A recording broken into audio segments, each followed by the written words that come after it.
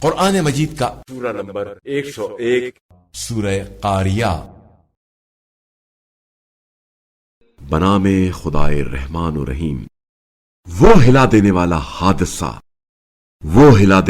حادثہ کیا ہے، اور آپ صلی اللہ علیہ وآلہ وسلم کیا جانے ہلا دینے والا حادثہ کیا ہے۔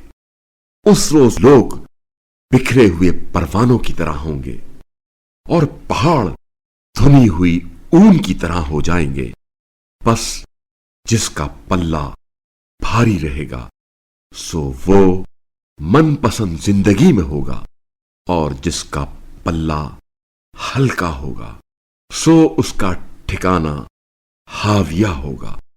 اور آپ صلی اللہ علیہ وآلہ وسلم کیا جانے ہاویہ کیا ہے، وہ بھڑکتی ہوئی آگ ہے۔